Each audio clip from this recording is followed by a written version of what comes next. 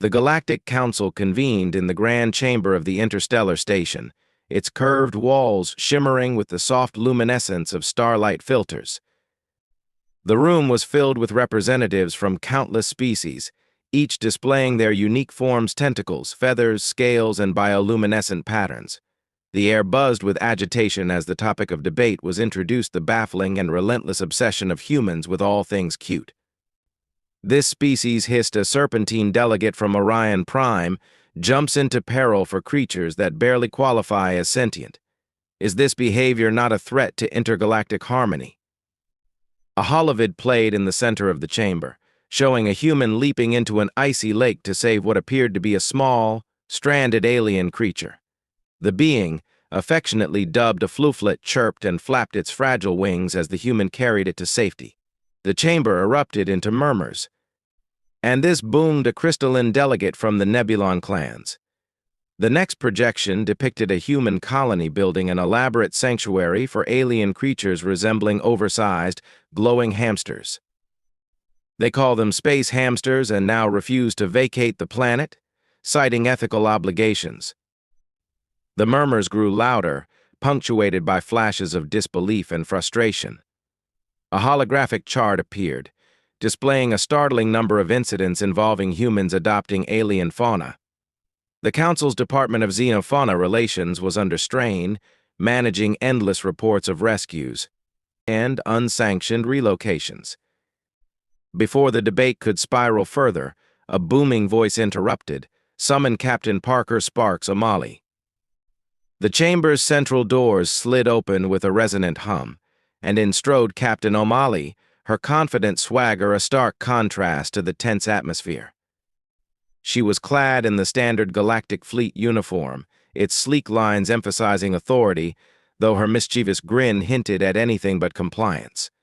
Floating beside her was an iridescent alien jellyfish that glowed softly with shifting hues of pink and blue. It bobbed gently, as if swaying to some internal rhythm. This snapped Officer Zisklik, a rigid insectoid bureaucrat, is why we're here today. He gestured sharply at the jellyfish. Captain Omali, explain your continued defiance of interstellar regulations.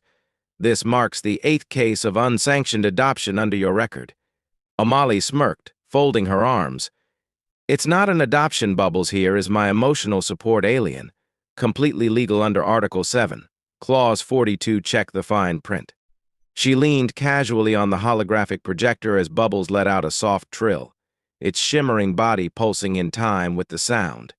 A emotional support. Zisklik's mandibles clicked in irritation.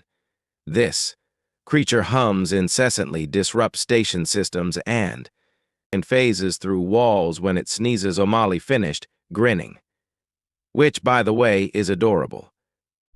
The chamber broke into a flurry of reactions, some delegates laughing at the absurdity, others muttering in disapproval. Bubbles, seemingly enjoying the attention, began to hum a tune eerily reminiscent of a human pop song. The melody echoed through the chamber, causing several bureaucrats to cringe. Enough, Zisklik barked, slamming a segmented limb on the table. This is not a matter of humor, Captain. The Galactic Council cannot tolerate such reckless behavior. Humans are destabilizing ecosystems and Bubbles, perhaps sensing the rising tension, floated toward Zisklik and emitted a series of soft chimes. The bureaucrat froze, his compound eyes narrowing as the jellyfish circled him, glowing a calming shade of lavender. Omali leaned closer to the nearest delegate.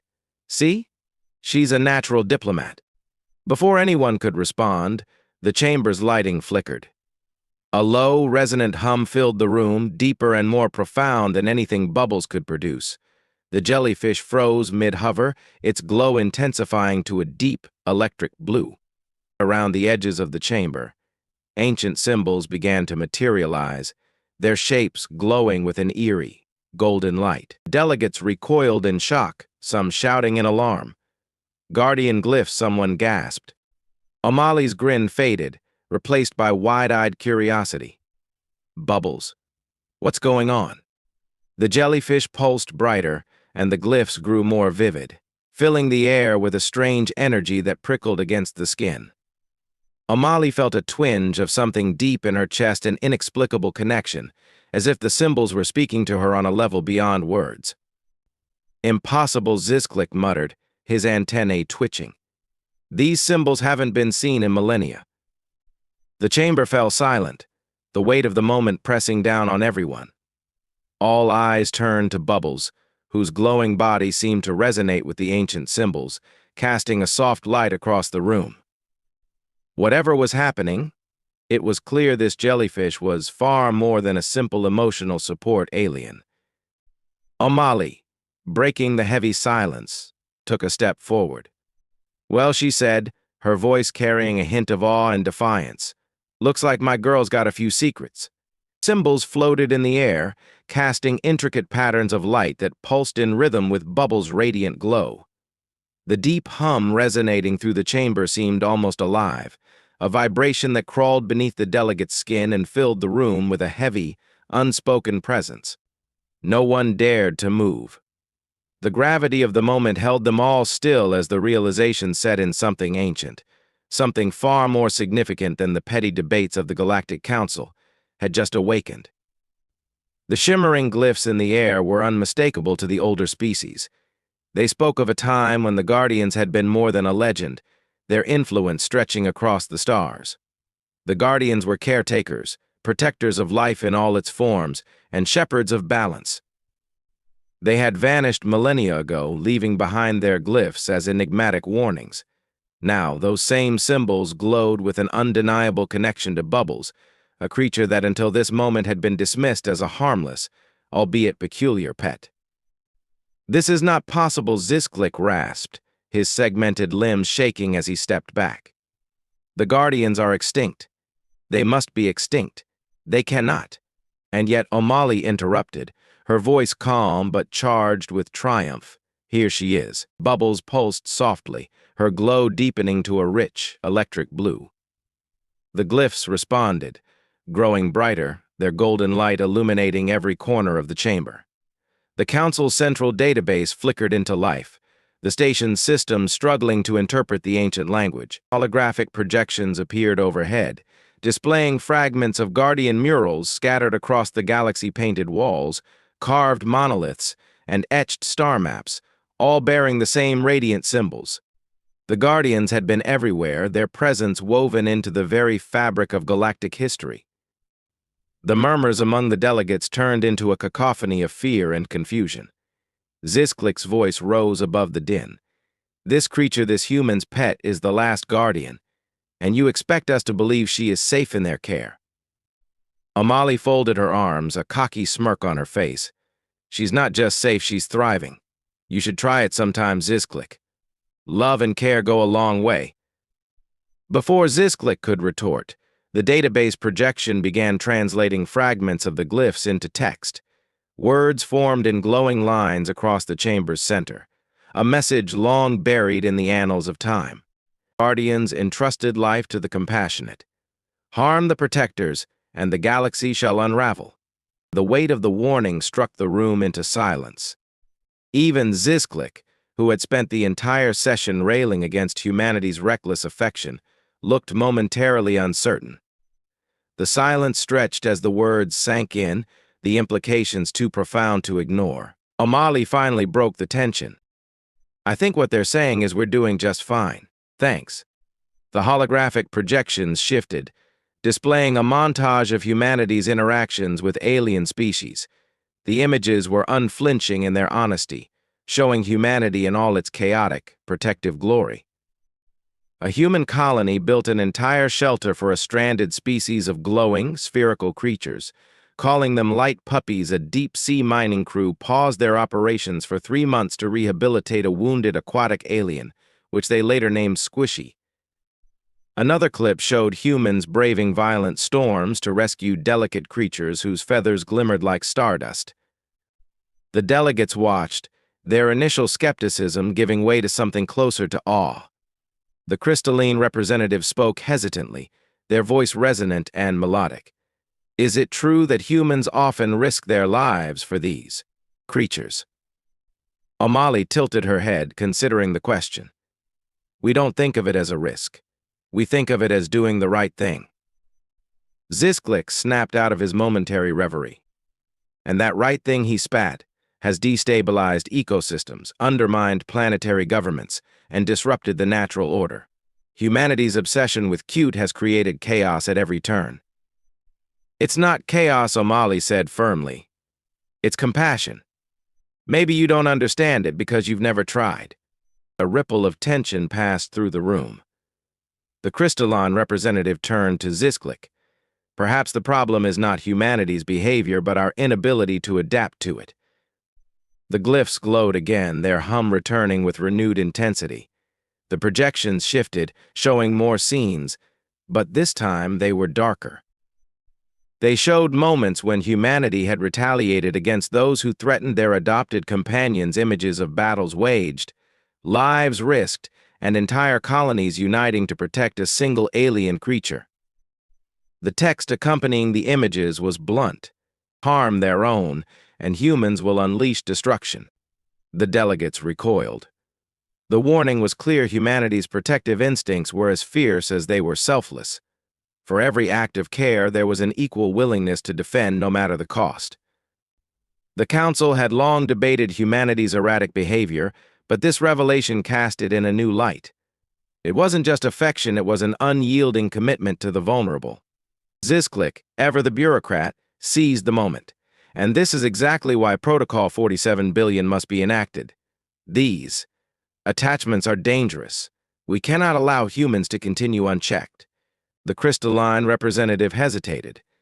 But if the Guardians have chosen humanity— They haven't chosen humanity, Zizklik interrupted. This is an aberration, a fluke. Omali, who had been uncharacteristically quiet during this exchange, finally stepped forward. You don't get it, do you? This isn't a fluke. It's who we are, she gestured to Bubbles, who floated serenely at her side, her glow shifting to a warm, soothing pink. We don't just protect. We bond. We connect.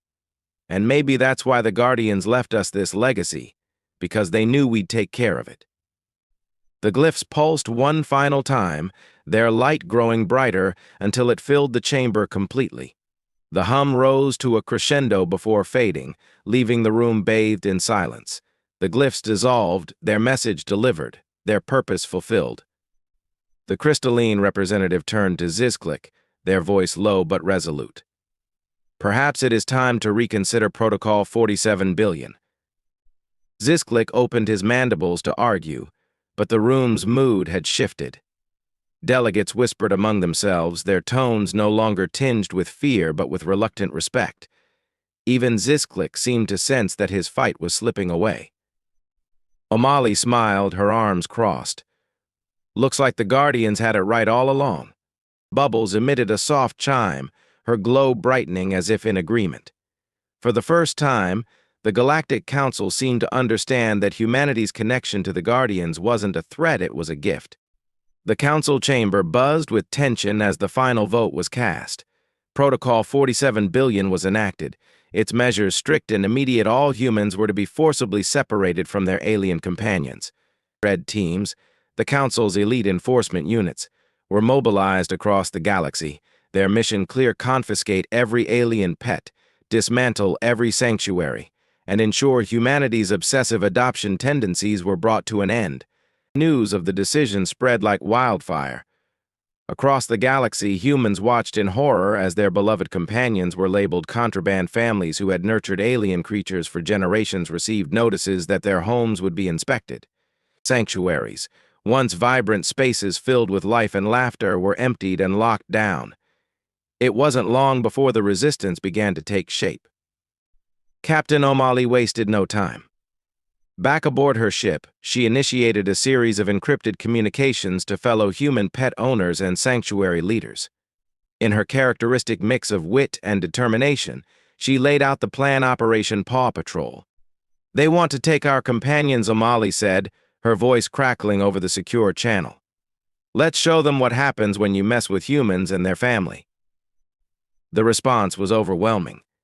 Messages flooded in from every corner of the galaxy. There were stories of families hiding alien pets in secret compartments, of young children teaching their companions to evade scanners, and of sanctuary leaders using old smuggling routes to relocate endangered species. The humans weren't just resisting, they were innovating. On a remote station near the Orion Nebula, a group of engineers modified their environmental controls to create a disruption zone. Every time a red team attempted to scan the station, the readings were overwhelmed by interference from dozens of psychic octopuses, their synchronized neural patterns scrambling the sensors. On a colony world in the Andromeda cluster, a crystal dog named Sparky hacked into the communication systems, flooding red team channels with endless loops of human pop songs. A sentient void beast, affectionately called Nibbles, used its dimensional abilities to trap an entire squad of enforcement agents in a harmless pocket dimension. The agents emerged hours later, bewildered but unharmed, while Nibbles purred contentedly in the arms of its human caretaker. The Council was unprepared for the scale of the resistance. Reports of chaos poured in. Entire enforcement teams were delayed for days as humans found increasingly clever ways to protect their companions. On one planet, an elderly human couple had hidden their glowing, feathered pet in plain sight, disguising it as an elaborate lamp. When questioned, they feigned confusion, claiming, "Oh, this old thing. It's just decor." Meanwhile, Bubbles, ever the unexpected ally, activated a dormant system deep within the Guardian glyphs. The station's environmental controls shifted, subtly altering every major galactic system to accommodate alien pets. Gravity fields softened, creating perfect conditions for delicate creatures to thrive. Temperatures adjusted to ideal napping ranges. Even the lighting dimmed to mimic the soothing glow of a guardian sanctuary. Across the galaxy, habitats transformed into pet-friendly paradises, further complicating the Red Team's efforts. Omali, at the center of the rebellion, became a symbol of defiance. With Bubbles glowing beside her, she led daring missions to rescue confiscated creatures, often outmaneuvering the Red Teams with clever tactics. During one such operation, Omali and her crew infiltrated a heavily guarded detention center where dozens of alien pets were being held. Using a combination of misdirection and technological sabotage, they freed the creatures and escaped through the maintenance tunnels, leaving behind only a trail of glittering jellyfish-like residue that baffled the pursuing agents. In the chaos, Officer Zisklik found themselves cornered by a group of humans determined to protect their companions. It was then that Zisklik made an unexpected confession. They, too, had secretly adopted an alien creature, a tiny, glowing amphibian that chirped soothingly when held. The humans, initially wary, were swayed by the sincerity of Zisklik's plea. With no other options, Zisklik joined Omali's group, their bureaucratic knowledge proving invaluable in outwitting the Council. The Council, meanwhile, was in disarray. The reports from the field painted a grim picture. The Red Teams were overwhelmed, their resources stretched thin, and their morale shaken. For every pet they managed to confiscate, dozens more remained hidden, protected by humans and their growing network of allies. The once confident delegates now debated whether Protocol 47 billion had been a mistake. "Every system is reporting anomalies," a crystalline delegate announced during an emergency session. "Even our environmental controls have been compromised. We cannot maintain order under these conditions." Zisklik, now reluctantly allied with Omali, provided updates to the resistance. "They're panicking," Zisklik reported, antennae twitching. "The Council underestimated your attachment issues." Omali grinned. "It's not attachment, it's love. There's a difference." The resistance reached its peak when Omali orchestrated a galaxy-wide broadcast. Using hijacked Council frequencies, she delivered a heartfelt message to every sentient being in the known universe. Standing against a backdrop of rescued alien companions, she spoke directly to the hearts of those who had ever cared for another creature. "They call us reckless," she said, her voice steady and resolute. "They say we're destabilizing the galaxy. But what they don't understand is this: we protect what we love. And that love doesn't just make us stronger, it makes us better. If standing up for those who can't stand up for themselves is a crime, then call us guilty. But we won't stop. Not now. Not ever. The message resonated far beyond the human colonies. Alien species who had once dismissed humanity as impulsive and irrational began to reconsider. Messages of support poured in from unexpected sources, including non-human delegates who had grown weary of the Council's heavy-handed tactics. Even some Red Team officers, inspired by the broadcast, began to question their orders. As the chaos escalated, the Council found itself on the brink of collapse. Delegates who had once championed Protocol 47 billion now scrambled to find a way out of the mess. The resistance had become more than a rebellion, it was a movement, a declaration that love and care transcended species, boundaries, and bureaucratic decrees. Through it all, Bubbles remained at Omali's side, her glow a constant reminder of the Guardian's legacy. Together they led the charge, proving that humanity's greatest strength wasn't its technology or its ambition, it was its heart. The council chamber was in disarray, a scene of clashing voices and tense arguments as delegates grappled with the failure of Protocol 47 billion. Reports of widespread resistance, overwhelmed enforcement teams, and the galactic system's inexplicable shift toward pet-friendly conditions had left them scrambling for solutions. Yet, even amid the chaos, a singular ripple of energy silenced the room. The chamber's central doors slid open with a hiss, and in strode Captain Omali, her head held high, Bubbles glowing brilliantly by her side. The glow from Bubbles intensified as she floated forward, her translucent body pulsing with waves of light. Delegates shrank back, their expressions a mixture of awe and fear. The glyphs reappeared, larger and more vivid than ever, illuminating the chamber with an ancient golden radiance. The hum returned, vibrating through the walls and reverberating in the air. This time, there was no mistaking the significance. The Guardian's legacy was here, alive, and it had chosen its allies. Omali stopped in the center of the chamber, her voice ringing out with a confidence that silenced even the most vocal dissenters. You wanted answers. Well, here they are. The glyphs shifted, their patterns reorganizing into a coherent sequence. Holographic images appeared overhead, projecting scenes from the Guardian's ancient history. Delegates watched in stunned silence as the images revealed the Guardian's purpose to protect the vulnerable, nurture life, and ensure balance across the galaxy. The final image lingered, a depiction of the Guardian's deliberate retreat into obscurity, entrusting their legacy to those they deemed worthy. They didn't disappear, Omali said, her voice steady. They chose to leave their work in capable hands, and now you've seen who they trusted.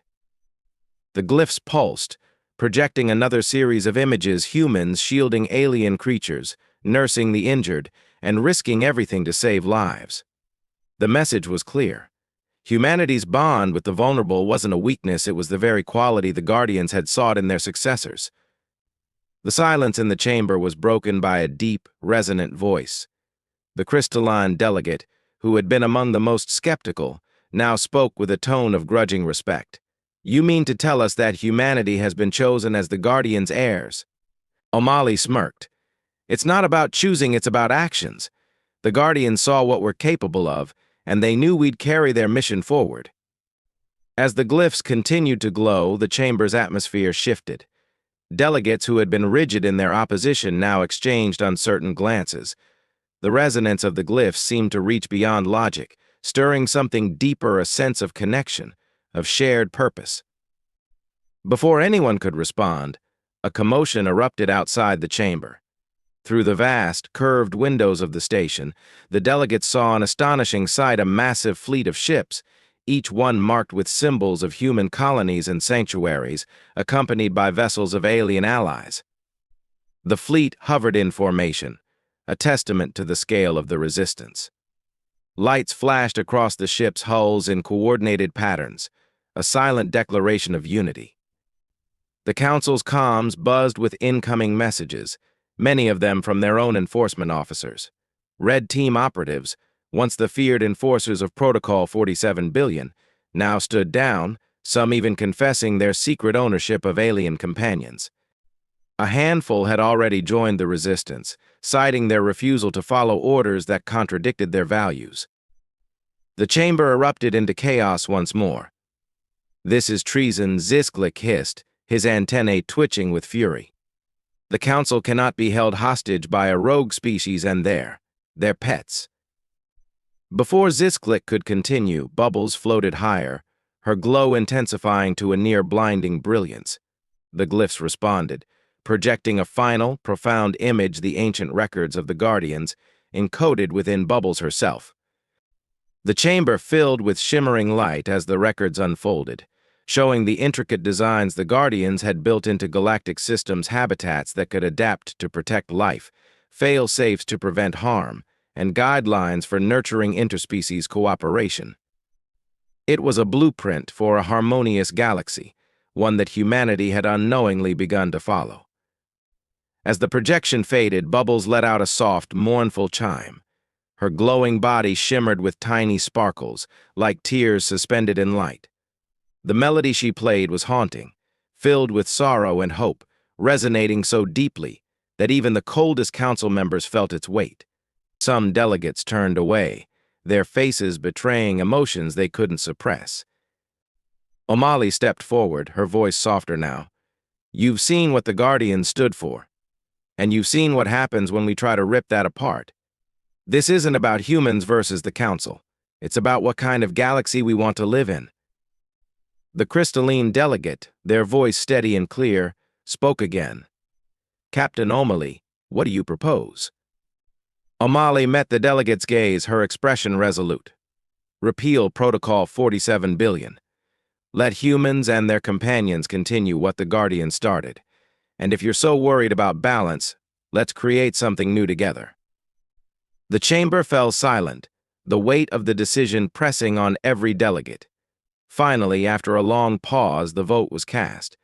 Protocol 47 billion was repealed, and in its place, the Council established the Interstellar Animal Welfare and Protection Service IAWPS, a coalition dedicated to regulating and supporting human-alien companionship while preserving the galaxy's ecosystems. Omali was named the head of the new organization, her leadership unanimously approved by both human and alien representatives. Under her guidance, the IAWPS quickly became a symbol of unity, proving that cooperation could transcend species and cultures. In the days that followed, the galaxy celebrated its newfound harmony.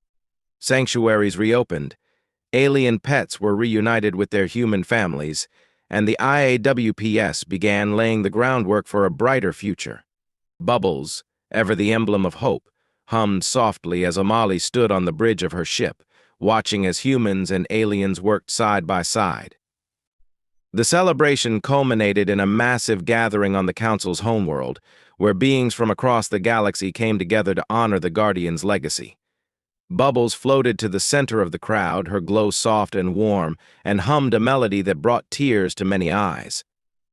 It was a song of unity, a reminder that love and care could transcend the boundaries of species, planets, and even centuries. As the festivities continued, Omali turned to Zisklik, who had reluctantly joined the IAWPS as a liaison officer. "See? Told you we're not so bad." Zisklik clicked their mandibles in exasperation but said nothing. Their small, glowing amphibian companion perched contentedly on their shoulder. Omali smiled, her gaze returning to the crowd. For the first time in generations, the galaxy felt whole, its fractures mended not by force, but by understanding and compassion. As Bubbles hummed the final notes of her song, the stars above seemed to shine just a little brighter.